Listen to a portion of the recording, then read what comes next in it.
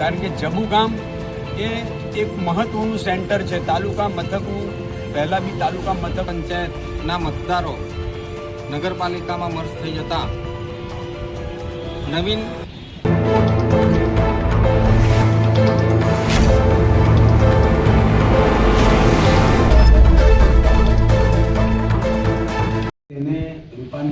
તેને બીજી જગ્યાએ ના લઈ જાય, ઊંચા પાન કે તમને કીધું તો અંદર જાય એવી અમારી લાગણી છે. અમારું અસ્તિત્વ જળવાઈ રહે, કારણ કે જબુ ગામ એ જિલ્લાનું બહુ મહત્ત્વનું સેન્ટર છે જિલ્લા પંચાયત માટે. અને આસપાસના ગામડાના લોકોનો પણ સીધો વ્યવહાર જબુ ગામ સાથે સંકળાયેલો છે. જબુ ગામ એક સેન્ટર એવું છે કે ત્યાં ઔદ્યોગિક તાલીમ સંસ્થા છે, આનંદ કૃષિ યુનિવર્સિટી આવેલી છે, ખેડૂત એગ્રીકલ્ચર માટે સ્ટેટ બેંક પણ છે, અર્ધ સરકારી છે, અર્ધ સંસ્થાઓ પણ છે, અને ખેડૂતોનો મોટા પ્રમાણની વસ્તી છે જબુ ગામ. એટલે અમારી લાગણી અને માગણી એટલી જ છે કે યથાવત આ જબુ ગામને જિલ્લા પંચાયતને બીજી જગ્યાએ ફેરફાર ના કરે અને જબુ ગામ જિલ્લા પંચાયતની સીટ જ બને નવી, એવો પ્રયત્ન છે.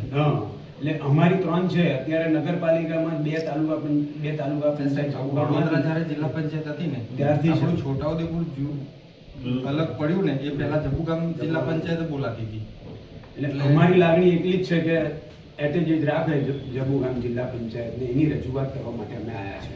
અને સરકારશ્રીમાં પણ અમારી ચૂંટણી કમિશન આમાં કેવું છે,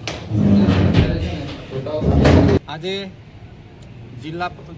જિલ્લા સેવા સદન ખાતે મહેરબાન કલેક્ટર શ્રીની કચેરીએ બોડેલી જિલ્લા પંચાયતના મતદારો નગરપાલિકામાં મર્જ થઈ જતા નવીન બાજુના ખૂબ મહત્ત્વનું સેન્ટર જેવા જબુ ગામ, જ્યાં બેન્કિંગ સેવાઓ, કૃષિ યુનિવર્સિટી અને હાઈસ્કૂલ ITIથી માંડીને અનેક ક્ષેત્રે સરકારી શાખાઓ ઉપલબ્ધ છે.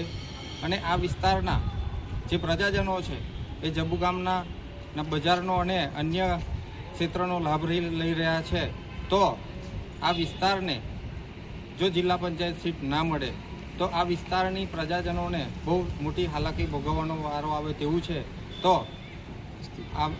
આવનારી તાલુકા અને જિલ્લા પંચાયતની ચૂંટણીઓમાં જબુ ગામને જિલ્લા પંચાયતની સીટનો દરજ્જો મળે એવો પ્રયત્ન અમારા સૌ તાલુકા પંચાયતના સભ્યો, સરપંચશ્રીઓ, વિવિધ સંગઠનના હોદ્દેદારશ્રીઓનો અમારો પ્રયત્ન છે.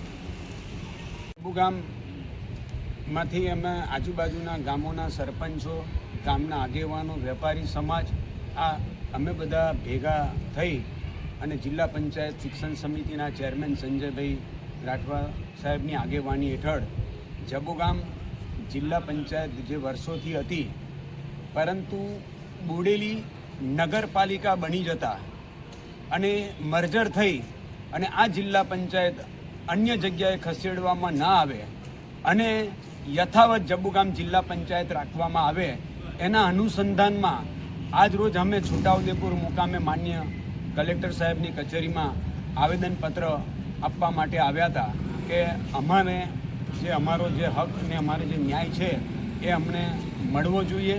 કારણ કે જબુ ગામ એ એક મહત્ત્વનું સેન્ટર છે. તાલુકા મથકનું પહેલાં બી તાલુકા મથકનું બીજા નંબરનું સેન્ટર ગણાતું હતું, પણ આજે બી જબુ ગામની અંદર તાલીમ ઔદ્યોગિક સંસ્થા હોય, સરકારી બેંક હોય, હાઈસ્કૂલ હોય, માધ્યમિક હોય, પ્રાથમિક શાળા હોય કે આનંદ કૃષિ યુનિવર્સિટી હોય, આ તમામ કામો માટે આસપાસના 20 થી 25 ગામોના લોકોને જબુ ગામ સાથેનો વ્યવહાર વર્ષોથી સંકળાયેલો છે.